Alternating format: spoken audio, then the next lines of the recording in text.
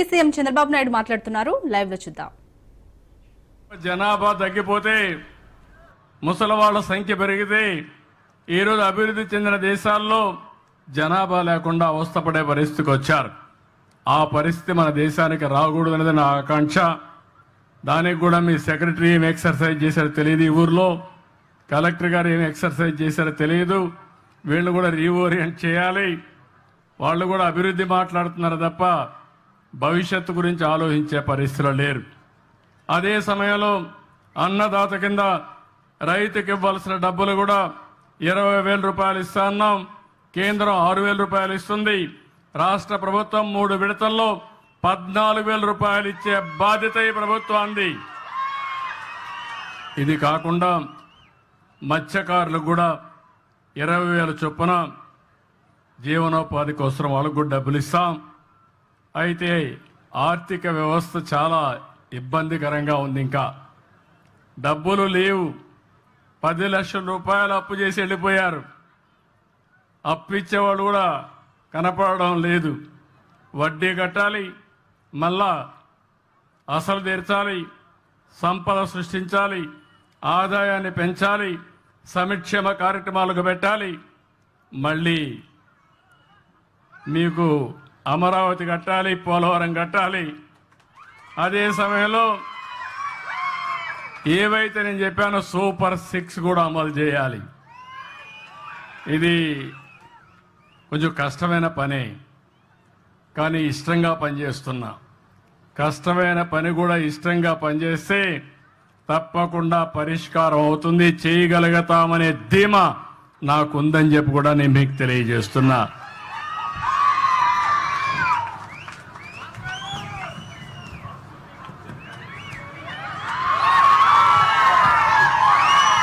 ఇక్కడికి వచ్చినప్పుడు మిగిలిన విషయాలు నేను మళ్ళీ మాట్లాడతా. ఇక్కడికి వచ్చినప్పుడు ఈ ఊర్లో 1073 కుటుంబాలు ఉన్నాయి. నేను ఒక విషయం మీకు చెప్పాను. ఇక్కడ మార్గదర్శులు ఉన్నారు. ఇంకొక పక్క 41 బంగారు కుటుంబాలు, ఒక 5 మంది మార్గదర్శులు ఉన్నారు. వాళ్ళు మాట్లాడిస్తాను. నా ఉద్దేశం ఒకటే, ఇంటికి కావలసిన అవసరాలు తీర్చే బాధ్యత నాది, గ్రామానికి కావలసిన అవసరాలు తీర్చే బాధ్యత నాది. పేదవాళ్ళందరినీ ఆదుకునే విధంగా కార్యక్రమాలు చేపడతాం. కానీ పైనుండే మీరు, కింద నుండే 41 కుటుంబాలని అందరితో సమానంగా పైకి తీసుకొచ్చే బాధ్యత ఈ మార్గదర్శులకు అప్పచెప్తున్నానని చెప్పి కూడా నేను మీకు తెలియజేస్తున్నా. ఈరోజు ఒకసారి నేను కూడా ఒక గ్రామంలోనే పుట్టా. 6-7 కిలోమీటర్లు నడిచి హై స్కూల్కి వెళ్ళాను. ఇప్పుడు పిల్లలు బెటరు. ఊర్లోనే స్కూల్స్ ఉన్నాయి, రెసిడెన్షియల్ స్కూల్స్ ఉన్నాయి. మేము చిన్నప్పుడైతే 6-7 కిలోమీటర్ల వాగుల్లో, వంకల్లో, అడవుల్లో పోయి చదువుకొని అప్పటికి కూడా క్యారియర్ కూడా చేతిలో పెట్టుకొని, లేకుంటే అప్పట్లయితే ఫుడ్ పాకెట్స్ తయారు చేసుకుని పొట్లాలు కట్టుకుపోయేవాళ్ళం.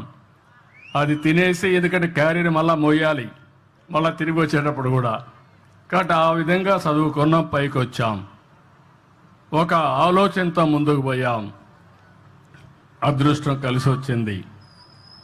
ఈరోజు మీరు చూస్తే ఎవరికి దక్కని ఆంధ్ర రాష్ట్రంలో నాకు ఈ అదృష్టం కలిసి వచ్చిందంటే నా పూర్వజన్మ సుకృతంగా భావిస్తున్నా. మీకు సేవ చేసే అవకాశం రావడం. అయితే నేను ఆ రోజు కొన్ని పబ్లిక్ పాలసీస్లో మీరు ఒక్కసారి గుర్తుపెట్టుకోవాల్సింది, ఒక నాయకుడు దూరదృష్టితో ఆలోచిస్తే ఆ జాతి బాగుపడుతుంది.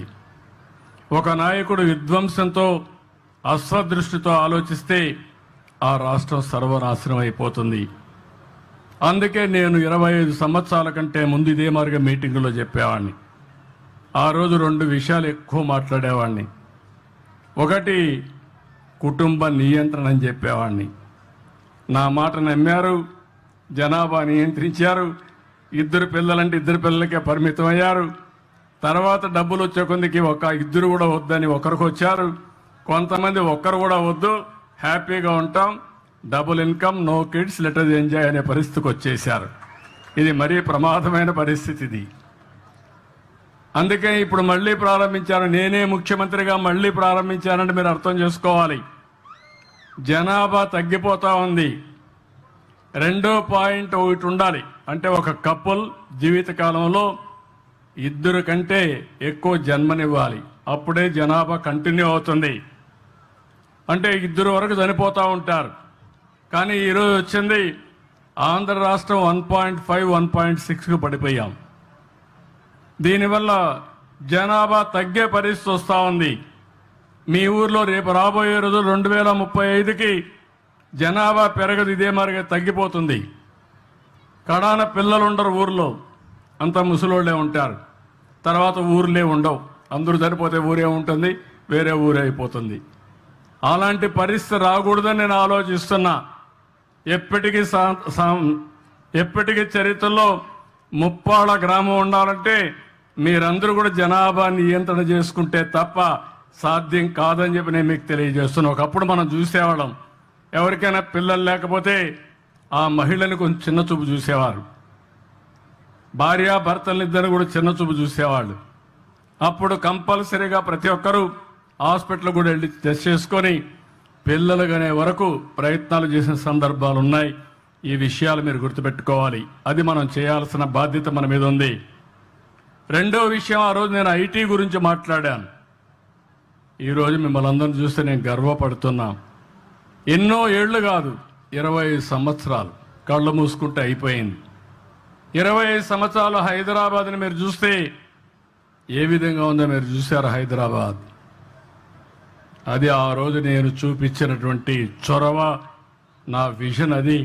తెలుగు జాతికి ఒక మహానగరం ఉండాలి, ఉపాధి కల్పించాలని ముందుకు పోయాం, చేశాం. కానీ అదే సమయంలో తెలుగు వారిని ప్రపంచం మొత్తం ప్రమోట్ చేశాం ఐటీలో. ఈరోజు అమెరికాలో కానీ ఆస్ట్రేలియాలో కానీ ప్రపంచంలో అంతా కూడా తెలుగువారే నెంబర్ 1 తలసరి ఆదాయం. అమెరికాలో ఉండే అమెరికన్స్ కాదు, ఇంగ్లాండ్లో ఉండే బ్రిటిష్ వాళ్ళు కాదు, ఏ దేశం వెళ్ళినా తెలుగు వాళ్ళే ఎక్కువ తలసరి ఆదాయం. దీంతో సమానంగా భారతీయులు ఉండే పరిస్థితికి వచ్చింది. అంటే మీరు గుర్తుపెట్టుకోవాల్సిన ఒకటే, తెలివితేటలున్నాయి. ఇప్పుడే నేను రెసిడెన్షియల్ స్కూల్స్కి వెళ్ళాను. 9 మంది పిల్లలు నూతన ఆవిష్కరణలు చూపించారు నాకు. వాళ్ళు హైడ్రాలిక్ లిఫ్ట్ ఎట్టుంటుంది, లేకపోతే మొబిలిటీ ఏ విధంగా తీసుకోవాలి, ఆటోమేటిక్ మొబిలిటీ ఎట్లా తీసుకోవాలి, అదేవిధంగా మిర్రర్ రిఫ్లెక్షన్స్ ఎట్టుంటాయి, అవన్నీ కూడా నూతనమైన ఆవిష్కరణలు చూపించారు. పిల్లలు ఏ విధంగా ఉన్నారంటే మట్టిలో పుట్టిన మాణిక్యాలు మన పిల్లలు. చదివిస్తే ప్రపంచాన్నే శాసించే పరిస్థితి, ప్రపంచానికి ఇన్నోవేషన్స్ అందించే పరిస్థితిలో మన పిల్లలు ఉన్నారు. అలాంటప్పుడు నేను ఆలోచించింది 25 సంవత్సరాలకు వేసిన విజన్ ఈరోజు బ్రహ్మాండమైన ఫలితాలు వచ్చింది. ఇప్పుడు నేను ఆలోచించేది భవిష్యత్తు కోసం ఆలోచిస్తున్నా. మనుషులమై పుట్టాం, ప్రతి ఒక్కరికి జీవన ప్రమాణాలు బాగుండాలి, మెరుగైన ప్రమాణాలు ఉండాలి. అందుకే నేను ఆలోచించింది సంపన్నమైన, ఆరోగ్యకరమైన, ఆనందదాయకమైన సమాజాన్ని నిర్మాణం చేయాలని నేను ఒక సంకల్పంగా పెట్టుకున్నాను. 2047కి ఇది అవుతుంది. కానీ కొన్ని కుటుంబాలు కొన్ని సమస్యల వల్ల, ఇంకా ఆర్థిక సమస్యలతో చాలా వెనుకుండే పరిస్థితికి వస్తున్నారు. వాళ్ళకి చేయూతనివ్వాలి, ప్రత్యేకమైన శ్రద్ధ పెట్టాలి. పైనుండే వాళ్ళు ఇంకా పైకి వెళ్తారు, సంపాదిస్తారు. మధ్యలో ఉండేవాళ్ళు కూడా చేసుకోగలుగుతారు వాళ్ళ తెలివితేటలతో. అట్టడుగున ఉండే 20% ఎవరైతే ఉన్నారో వాళ్ళకి అండగా ఉండాలని నేను నిర్ణయించుకున్నాను. అందుకే ఈరోజు ఒకటే పిలిపించాను. మొన్ననే తెలుగు ఉగాది, తెలుగు నూతన సంవత్సరం రోజున నేను ఈ కార్యక్రమానికి శ్రీకారం చుట్టాను. అందరిని రమ్మన్నాను, దేనికోసం చేస్తున్నానని చెప్పాను. ఇప్పుడు ఏ ఊరు వచ్చినా, ఏ సచివాలయం వచ్చినా, ఆ సచివాలయంలో అన్నీ కూడా ఎక్కడున్నాం, ఏమి చేస్తారు. ఈ ఊర్లోకి వచ్చినప్పుడు 40 కుటుంబాలు వచ్చినప్పుడు ఇంకొక పక్కన చూస్తే ప్రతి ఒక్క కుటుంబానికి కనీస అవసరాలు అన్నీ ఇస్తాం. ఈ ఊర్లో 1073 ఇళ్లున్నాయి. ఇండ్లు లేని వాళ్ళు 64 మంది ఉన్నారు. నేను కలెక్టర్కి ఆదేశాలు ఇస్తున్నా, 64 ఇండ్లు శాంక్షన్ చేస్తాం, ఇమీడియట్ కట్టుకోమంటాం. ఇంటి జాగా లేకపోతే ల్యాండ్ ఎక్విజిషన్ చేస్తాం. ప్రతి ఒక్కరికి గ్రామీణ ప్రాంతాల్లో 3 సెంట్లు ఇవ్వాలని, టౌన్లో 2 సెంట్లు ఇవ్వాలని తెలుగుదేశం పార్టీ ఒక ఆలోచన పెట్టుకొని, అదే మరి ఎన్డీఏ ప్రభుత్వం ఒక ఆశయంతో ముందుకు పోతున్నాం. ఇంకో పక్కన టాయిలెట్లు నేనే ఆ రోజు ఆత్మ గౌరవంతో కట్టాం. ఇంకా కొంతమందికి లేవు. 1061 మందికి ఉన్నాయి, 11 మందికి లేవు.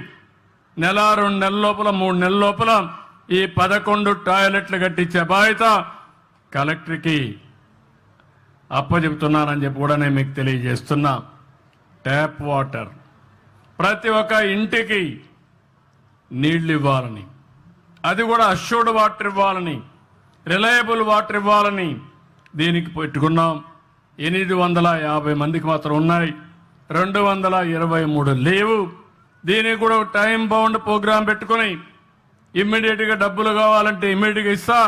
100% నీళ్లు ఇచ్చే బాధ్యత, ఇంటి దగ్గర కొళాయి ద్వారా నీళ్లు ఇచ్చే బాధ్యత ఈ ప్రభుత్వం తీసుకుంటామని చెప్పి కూడా నేను మీకు తెలియజేస్తున్నా. ఇంటింటికి కరెంటు 1073 మందికి కరెంట్ ఇచ్చాం. అంతేకాకుండా ఎస్సీలకు ఎస్టీలకు యూనిట్ 200 యూనిట్లు ఉచితంగా కరెంట్ ఇస్తున్నాం. వాళ్ళు పేదరికంలో ఉన్నారు, కరెంటు ఛార్జీలు కట్టుకోలేదని చెప్పి ఉచితంగా ఇచ్చాను. ఈరోజు మళ్ళీ నేను ఆలోచించేది, ఈ 173 ఇండ్లు ఉన్నాయి, దీనికి ఎస్సీలందరికీ 2 కిలోవాట్లు అంటే 240 యూనిట్లు కరెంటు ఉత్పత్తి చేసుకునే విధంగా మీ ఇంటి మీదనే కరెంటు ఉత్పత్తి చేసుకోవడానికి రూఫ్ టాప్ సోలార్ ఇస్తాం. దానివల్ల మీకేంటంటే కరెంటు ఛార్జీలు కట్టే పరిస్థితి శాశ్వతంగా ఉండదు, మెయింటెనెన్స్ కూడా మీకు సంబంధం లేదు. ఒక ఏజెన్సీని పెడతాం, వాళ్లే మెయింటైన్ చేస్తారు. ఒకవేళ మీకు కరెంటు మిగిలితే తిరిగి గ్రిడ్కి ఇస్తే ₹2.09 చొప్పున మీకు డబ్బులు కూడా ఇస్తారు. రాత్రిలో కరెంటు ఉత్పత్తి కాదు కాబట్టి మీరిచ్చిన కరెంటు తిరిగి మీరు వాడుకునే అవకాశం ఉంటుంది. ఒకవేళ మీరు తక్కువ కరెంటు వాడుకుని ఎక్కువ ఉత్పత్తి చేస్తే దానికి ఎన్ని యూనిట్లు ఉంటే అన్ని యూనిట్లకి ₹2.09 చొప్పున మీ అకౌంట్లో డబ్బులు వేస్తానని చెప్పి కూడా నేను మీకు తెలియజేస్తున్నా. మీరు ₹1 కట్టక్కర్లేదు, మీ ఇంటి మీద ప్యానల్స్ పెట్టుకుంటే చాలు.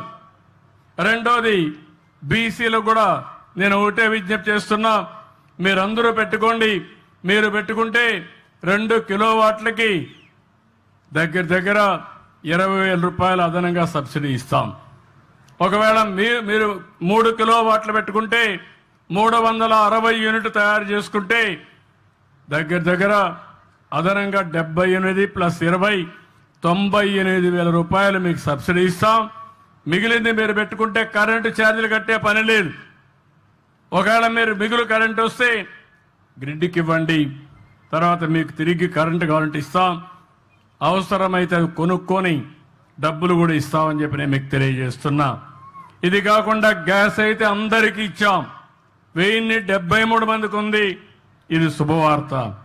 ఇంకో పక్క ఇంటింటికి ఇంటర్నెట్ కూడా ఇవ్వాలని, మీరు ఇంటర్నెట్ ఇస్తే ఇంటి దగ్గర కూర్చొని పని చేయాలంటే పని చేయడం కానీ, మీకు ఏ మెసేజ్ ఇవ్వాలన్నా ఈజీగా ఇచ్చేట్టుగా. Welcome back. తెలుగు రాష్ట్రాల్లో అఘోరి డ్రామా పీక్స్ కి చేరింది. తొలుత సికింద్రాబాద్ ముత్యాలమ్మ దేవాలయంలో కనిపించిన అఘోరి ఆ తర్వాత తెలుగు రాష్ట్రాల్లో విభిన్న ప్రదేశాల్లో తిరుగుతూ కనిపించింది. పలు ప్రదేశాల్లో ఆత్మహత్యకు సైతం వెనకాడను అంటూ పెట్రోల్ క్యాన్ ను వెంట పెట్టుకుని తిరిగింది. ధర్మ పరిరక్షణ కోసం ఆత్మార్పణకైనా సిద్ధమేనని ప్రకటించారు. ఒక దశలో వేములవాడ రాజన్న సన్నిధిలో ఉన్నటువంటి దర్గాను తొలగించే వరకు విశ్రమించేది లేదని కరాఖండిగా చెప్పేసింది. ఇక్కడ వరకు బాగానే ఉన్న క్లైమాక్స్ అదిరిపోయింది అన్నట్టుగా అఘోరి నిర్వాకం చూసి జనం నివ్వెరపోతున్నారు.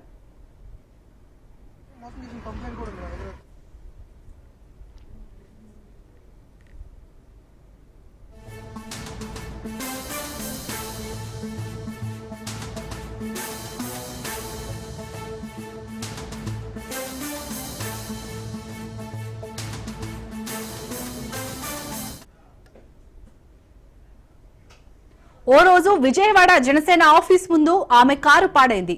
విష్ణు అనే యువకుడు ఆ లేడీ అఘోరిని తనకు దగ్గర వాళ్ళ ఇంటికి తీసుకెళ్లాడు. ఆ ఇంటి అమ్మాయే శ్రీవర్షిని. అఘోరి ఆ ఇంట్లో దాదాపు 2 వారాలు ఉంది. ఐఫోన్లు, గోల్డ్ చైన్, ఖరీదైన గిఫ్ట్స్ ఆ కుటుంబానికి ఇచ్చింది. వాళ్ళంతా లేడీ అఘోరికి ఫిదా అయిపోయారు. శ్రీవర్షిని మాత్రం ఏకంగా ఆమె మైకంలో పడిపోయింది. ఆఖరికి అఘోరితో కలిసి శ్రీవర్షిని మాయమైంది.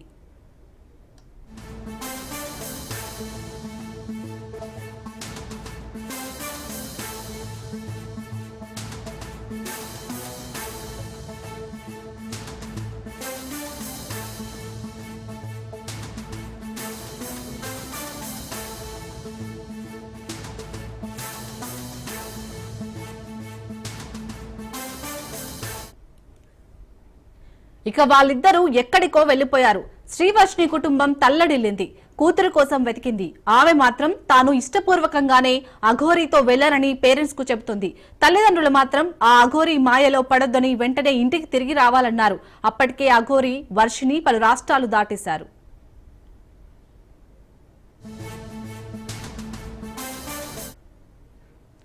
పోలీసుల సాయంతో వాళ్ళిద్దరిని గుజరాత్, సౌరాష్ట్రలో ఉన్నట్లు గుర్తించి అక్కడికి వెళ్లి పట్టుకున్నారు. శ్రీవర్షిణిని ఆమె ఫ్యామిలీ మెంబర్స్ తీసుకెళ్తుండడం అది తట్టుకోలేక లేడీ అఘోరి గుక్కపెట్టి ఏడ్చింది. అయితే అఘోరిని వీడి తాను రానంటూ శ్రీవర్షిణి ఏడుపు మొదలుపెట్టింది.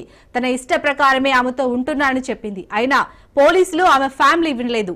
శ్రీవర్షిణిని బలవంతంగా తమతో తీసుకెళ్లారు. ఆ ఘటనను లేడీ అఘోరి వీడియో తీసి సోషల్ మీడియాలో షేర్ చేశారు. తమను బలవంతంగా విడదీస్తున్నారని మండిపడింది. వర్షిణి కోసం వెక్కి వెక్కి ఏడ్చింది అఘోరి. ఇకపై శ్రీవర్షిణికి ఏం జరిగినా తనకు సంబంధం లేదని అఘోరి చెప్పింది. ఆ వీడియో ఇప్పుడు తెగ వైరల్ అవుతోంది. గుజరాత్ లో ఆమెని వాళ్ళ అన్నయ్యలందరూ కొట్టుకుంటూ తీసుకెళ్తున్నారు. చూడండి, హరారు మాది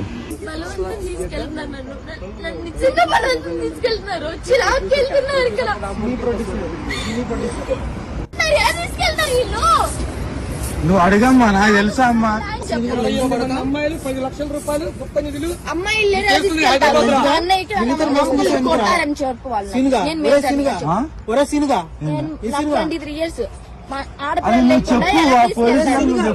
मेरे भाई है मरने में नमकोलेదని చెప్పు.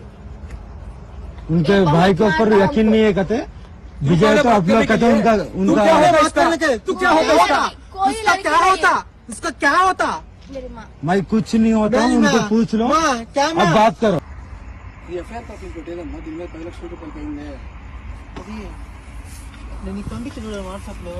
వీడియో తీస్తావమ్మా. నేను బలవంతంగా లాక్కెళ్తున్నారు. నా చోట బలవంతంగా లాక్కెళ్తున్నారు. 10 లక్షలు మోసం చేసిన కంప్లైంట్ కూడా బలవంతంగా లాక్కెళ్తున్నారు. ఇక్కడ పోలీసులు అని కొట్టినా కూడా ఏం చేయలేదు. గుజరాత్ లో ఆమెని వాళ్ళ అన్నయ్యలందరూ కొట్టుకుంటూ తీసుకెళ్తున్నారు. చూడండి, హరారు మాది బలవంతంగా తీసుకెళ్తున్నారు. నన్ను నిజంగా బలవంతంగా తీసుకెళ్తున్నారు. ఇక అఘోరి నిర్వాకాన్ని చూసిన నెటిజన్లు, సామాజికవేత్తలు ఫైర్ అవుతున్నారు. ధర్మ పరిరక్షకులకు ఇదేం తీరని అఘోరిని వ్యవహారంపై నిలదీస్తున్నారు. అఘోరి అనవు కాని ఘోరాలు చేస్తుందంటూ మండిపడుతున్నారు. సనాతన ధర్మ రక్షణ పేరుతో వికృత చేష్టలకు పాల్పడుతున్న అఘోరికి పోలీసులు సరైన బుద్ధి చెప్పాలని కోరుతున్నారు ప్రజలు. ఇక రైట్, అఘోరి నిర్వాకానికి సంబంధించి పూర్తి డీటెయిల్స్ మా ప్రతినిధి రత్నకుమార్ అందిస్తారు. రత్నకుమార్, చెప్పండి. ఇటు సనాతన ధర్మ రక్షణ పేరుతోనైతే వికృత చేష్టలకు పాల్పడుతుంది లేడీ అఘోరి, ఏ విధంగా చూడాలి? అప్డేట్స్ ఏంటి? గత కొంతకాలం నుంచి సామాజిక మాధ్యమాల్లో చాలా ఎక్కువగా వినిపిస్తున్నటువంటి పేరు లేడీ అఘోరి. గతంలో హైదరాబాద్లోని ఓ ఆలయంలో ధ్వంసం జరిగిన తర్వాత అక్కడ తాను పూజలు చేస్తాను అంటూ ఎవరి ప్రమేయం లేకుండా ప్రవేశించినటువంటి అఘోరి ఆ తర్వాత పలు రకాల పూజలు చేస్తూ తను స్వయంగా ఆ శివ పరమాత్ముడే తనను పంపించాడు అనేటువంటి తనకు తానే స్వయంగా ప్రకటించుకుంటూ ఆ తర్వాత జనాల్లో తిరిగి అందరి యొక్క మన్ననలు పొందేటువంటి ప్రయత్నాలు చేసింది. వీటన్నిటినీ ఆసరాగా చేసుకొని ఎప్పుడైతే అఘోరిని ప్రజలు దగ్గరకు తీసుకోవడం అనేది ఆరంభించారో తన యొక్క వికృత చేష్టలు అనేవి మరింత ఎక్కువగా పెంచింది. ఆ హైదరాబాద్తో పాటు హైదరాబాద్ను ఆనుకున్నటువంటి పలు జిల్లాల్లోనూ అక్కడికి వెళ్ళి అర్ధరాత్రి వేళల్లో పూజలు స్టార్ట్ చేయడం మొదలుపెట్టింది. సో ఈ పూజలు చేస్తున్నటువంటి సందర్భంలోనే ఇవి కొంత ఇబ్బందికరంగా ఉన్నాయి, శృతి మించినటువంటి ప్రవర్తన కలిగి ఉంది, ఎలా అయినా సరే దీనికి అడ్డుకట్టు వేయాలనిపించినటువంటి కొంతమంది ఆయా గ్రామస్తులు ఇమ్మీడియట్గా అఘోరి నుంచి అక్కడి నుంచి తరిమివేయడం జరిగింది. అయినప్పటికీ కూడా తన యొక్క చేష్టలను ఏమాత్రం ఆపకుండా తను ఆ శివ పరమాత్ముడు పంపించినటువంటి ఆ దూతగా పేర్కొంటూ తను ఒక స్వయంభూతిగా ప్రకటించుకుంటూ ఒక కారులో ప్రచారం చేస్తూ ఉంటుంది, కారులో అనేక ప్రాంతాలను తిరుగుతూ ఉంటుంది. ఈ సందర్భంలోనే తన యొక్క కారు కూడా విచిత్రమైనటువంటి ఒక రూపాన్ని అలంకరించుకొని లోపల ఆ పుర్రెలను పెట్టుకొని తను అఘోరిని అని చెప్పనంటూ అందరికీ చాటి చెప్పుకుంటూ ఏపీ తెలంగాణలో సంచరిస్తూ ఉంటుంది. ఈ సందర్భంలోనే తను ఈ మధ్య కాలంలో విజయవాడ మంగళగిరి వెళ్ళింది. మంగళగిరి వెళ్ళినప్పుడు ఒక కుటుంబానికి సంబంధించి ఆ కుటుంబానికి దగ్గరయ్యేటువంటి ప్రయత్నం చేసింది. తను మీ కుటుంబానికి నేను మంచి చేస్తాను, తను పూజలు చేస్తే మీకు రేపటి రోజున అంతా మంచి జరుగుతుంది, కుటుంబంలో ఎటువంటి ఇబ్బందులు ఉన్నా సరే తొలగిపోతాయనేటువంటి వాళ్ళకు ఒక ఆశ చూపించి పూజలు చేయడం మొదలుపెట్టింది. అయితే అది నిజమే అనుకొని మొదట కుటుంబం ఆమెను లోపలికి రానిచ్చి ఒకసారి వచ్చి వెళ్ళింది, మరొకసారి కూడా వచ్చి వెళ్తున్నటువంటి సందర్భంలోనే ఆమె యొక్క అడుగుల మీద కొంత ఇబ్బందికరమైనటువంటి అనుమానాలు అవి తలెత్తాయి. ఇక కట్ చేస్తే ఆ ఇంట్లో ఉన్నటువంటి శ్రీవర్షిణి అటువంటి బీటెక్ చదివినటువంటి అమ్మాయి మీద తన కన్ను పడినట్టుగా వర్షిణి తల్లిదండ్రులు ఇప్పటికే తెలియజేసినటువంటి పరిస్థితి ఉంది. ఇక వర్షిణిని వశీకరణం చేసుకొని ఆ తర్వాత తనను ఒక శిష్యురాలుగా ప్రకటించుకుంటూ తనతో పాటు ప్రయాణం చేసే వ్యక్తిగా ఆమెను గత కొంతకాలం నుంచి తనతో పాటు తిప్పుకుంటూ ఉంటుంది. ఈ సందర్భంలోనే మంగళగిరి నుంచి వివిధ ఆలయాలకు తిప్పుతూ రత్నకుమార్ మీరు అలానే లైన్ లో ఉండండి. మనతో ఇప్పుడు ఇటు శ్రీవర్షిణి సోదరుడు విష్ణు లైన్ లో ఉన్నారు, వారితో మాట్లాడదాం. విష్ణు గారు నమస్తే అండి.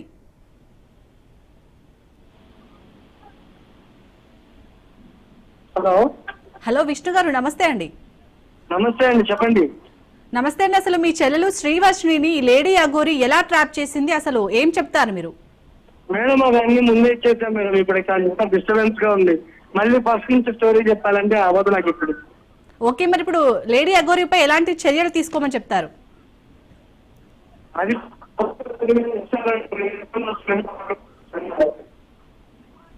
విష్ణు గారు మీ వాయిస్ డిస్టర్బెన్స్ ఉందండి.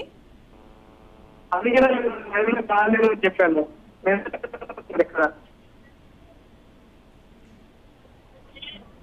హలో, బాగా డిస్టర్బెన్స్ ఉంది. యా ఓకే అండి విష్ణు, మిమ్మల్ని తర్వాత కాంటాక్ట్ అవుతాం. రత్నకుమార్ గారు. ఇక ఇప్పుడైతే మంగళగిరిలో ఉన్నటువంటి ఒక కుటుంబానికి దగ్గర అయిన తర్వాత శ్రీవర్షిణి అనే బీటెక్ అమ్మాయిని దగ్గర చేర్చుకొని ఆ తననే శిష్యురాలుగా ప్రకటించుకు తనని వశీకరణం చేసుకొని అక్కడి నుంచి ఆమెను వివిధ ఆలయాలకు తిప్పుతానంటూ ఇతర ప్రాంతాలకు ఇతర రాష్ట్రాలకు తిప్పేటువంటి ప్రయత్నం చేస్తుంది తన కారులోని. ఇక లేడీ అఘోరి మాయలో పడినటువంటి శ్రీవర్షిణి కూడా తనతో పాటు ప్రయాణం చేస్తుంది. ప్రయాణం చేస్తున్నటువంటి సందర్భంలోనే ఆమె మీద అఘాయిత్యాలు జరుగుతున్నాయన్నటువంటి కొన్ని దృశ్యాలను కుటుంబ సభ్యులు చూశారు. ఈమె ఖచ్చితంగా లేడీ మాత్రం కాదు, తిను ఒక అసభ్యకరంగా మహిళలతో ప్రవర్తించినటువంటి వ్యక్తి. ఎట్టి పరిస్థితుల్లోనూ శ్రీవర్షిణి ఆ లేడీ అఘోరి పేరుగా చాటి చెప్పుకున్నటువంటి వ్యక్తి దగ్గర ఉండడానికి వీల్లేదు, తనతో ఇబ్బందికరమైనటువంటి పరిస్థితి ఉంటుందన్నది గ్రహించి ఇమ్మీడియట్ గా మంగళగిరిలోని పోలీస్ స్టేషన్ లో కంప్లైంట్ చేశారు. పోలీసులు దీనికి సహకరించాలంటూ వారు కోరారు. జరిగినటువంటి పరిస్థితి మొత్తాన్ని కూడా వివరించినటువంటి సందర్భం. ఈ సందర్భంలోనే పోలీసులు పూర్తిగా పోలీసుల యొక్క సహకారం తీసుకుంటూ ఒకవైపున గుజరాత్ పోలీసులు, మరోవైపున మంగళగిరి పోలీసులు సమన్వయంతో పనిచేశారు. లేడీ అఘోరి యొక్క ఫోన్ను ఎక్కడికక్కడ ట్యాప్ చేసి తను ఏ ప్రాంతంలో తిరుగుతోంది, ఎక్కడి నుంచి ఎక్కడికి వెళ్తున్నారని పూర్తిగా ఆరా తీసిన తర్వాత అహ్మదాబాద్ నుంచి ఉజ్జయినికి ప్రయాణం చేస్తున్నారనేటువంటి విషయం తెలుసుకొని ఈలోగానే వర్షిణి బ్రదర్స్ మంగళగిరి నుంచి ప్రారంభమయ్యి ఏ ప్రాంతాల్లో అయితే వాళ్ళు తిరుగుతూ ఉన్నారో ఆ ప్రాంతాలకు వెళ్ళటం జరిగింది. సరిగ్గా అహ్మదాబాద్ నుంచి ఉజ్జయినికి వెళ్తున్నటువంటి సందర్భంలో గుజరాత్కి ఎంట్రన్స్ నుంచి ఒక 20 కిలోమీటర్ల లోపలికి వెళ్ళిన తర్వాత ఒక రెస్టారెంట్ పక్కనే కారు ఆపి అక్కడే ఉన్నట్టు కూడా గుర్తించిన తర్వాత ఇమ్మీడియట్ గా స్థానికంగా ఉన్నటువంటి పోలీసుల యొక్క సమాచారం వాళ్ళ యొక్క సహాయం తీసుకొని అక్కడికి వెళ్ళి వారిని పట్టుకోవడం జరిగింది. పట్టుకున్న తర్వాత ఆ సందర్భంలో అప్పటికే లేడీ అఘోరి మాయలో ఉన్నటువంటి శ్రీవర్షిని ఎట్టి పరిస్థితుల్లోనూ అఘోరిని వదిలి తను రాను అనేటువంటి విషయాన్ని అప్పటికే తెలియజేస్తున్నటువంటి సందర్భంలోనే దీనికి సంబంధించి లోకల్ గా ఉన్నటువంటి పోలీసులు పూర్తిగా ఎంక్వైరీ చేశారు. అసలు ఈ అఘోరి ఎవరు అనే దాని మీద తనను ఆరా తీసినప్పుడు తనకి ఏమన్నా ట్రస్ట్ ఉందా, లేకపోతే ఏమన్నా ఆశ్రమాలు నడిపిస్తుందా, ఎటువంటి అంటే రూల్స్ అండ్ రెగ్యులేషన్స్ ఫాలో అవుతూ ఒక అఘోరిగా చలమణి అవుతున్నటువంటి అన్ని ఎవిడెన్స్ మొత్తాన్ని తెలుసుకునేటువంటి ప్రయత్నం చేసిన సందర్భంలోనే తన దగ్గర ఎటువంటి ఆధారాలు ఆధారాలు లేవని గమనించిన తర్వాత ఈ అఘోరి దగ్గర శ్రీవర్షిని ఉండటం కరెక్ట్ కాదు, ఇమ్మీడియట్ గా ఆమెను కుటుంబ సభ్యులతో పంపించేటటువంటి ఆర్డర్స్ ను స్థానిక పోలీసులు పాస్ చేసిన తర్వాత కుటుంబ సభ్యులు శ్రీవర్షిని తీసుకొని బయలుదేరడం జరిగింది. ఈ సందర్భంలోనే కొంత హంగామా అనేది చోటు చేసుకుంది, ఒక డ్రామా అనేది క్రియేట్ అయింది. ఎందుకంటే వర్షిణి కోసం తన శిష్యురాలని ప్రకటించుకుంటే తను తీసుకెళ్లిపోతున్నారని చెప్పని అఘోరి ఏడవటం మొదలు పెట్టింది. అఘోరిని విడిచి వెళ్ళలేను అని అంటూ ఒకవైపున అప్పటికే ఆమె ట్రాప్ లో ఉన్నటువంటి శ్రీవర్షిని ఏడవటం మొదలు పెట్టింది. సో ఒక డ్రామా అనేది క్రియేట్ అయినప్పటికీ కూడా స్థానిక పోలీసులు ఇచ్చినటువంటి ఆర్డర్స్ తో కుటుంబ సభ్యులు ఆమెకి ఎటువంటి ఇబ్బంది కలగకూడదన్నటువంటి ఉద్దేశంతోనే అక్కడి నుంచి ఆమెను తీసుకొని ట్రైన్ ద్వారా తిరిగి మంగళగిరి బయలుదేరటం జరిగింది. ఈ మొత్తం ఈ ఎపిసోడ్ లో అక్కడ ఉన్నటువంటి రెస్టారెంట్ కు సంబంధించినటువంటి యజమాని వీళ్ళు ఎక్కడైతే కారును ఆఫ్ చేసుకొని అక్కడ సేద తీరుతున్నటువంటి సందర్భం ఉందో ఆ పక్కనే ఉన్నటువంటి రెస్టారెంట్ యజమాని వీళ్ళకు స్థానిక పోలీసులతో పాటు అక్కడ లోకల్ గా ఉన్నటువంటి వ్యక్తుల యొక్క సహకారంతో టికెట్లు బుక్ చేసుకోవడం దగ్గర నుంచి తిరుగు ప్రయాణం వరకు వారికి సహకరించినటువంటి సందర్భంలోనే ఇప్పుడు వాళ్ళు తిరుగు ప్రయాణం అవుతున్నారు. గుజరాత్ నుంచి మంగళగిరి చేరుకోబోతున్నారు.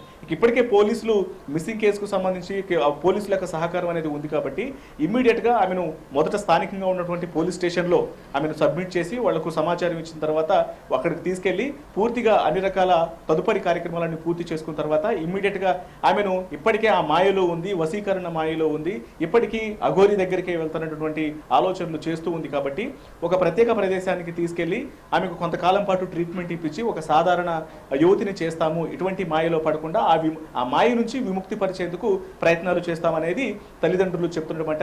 ఇక ఈ అఘోరి అఘోరికి సంబంధించి ఆమె మహిళ అని చెప్పుకుంటుంది కానీ ఆమె మహిళ కాదు, లేడీ అఘోరి అని చెప్పుకుంటుంది కానీ లేడీ అఘోరి కాదు.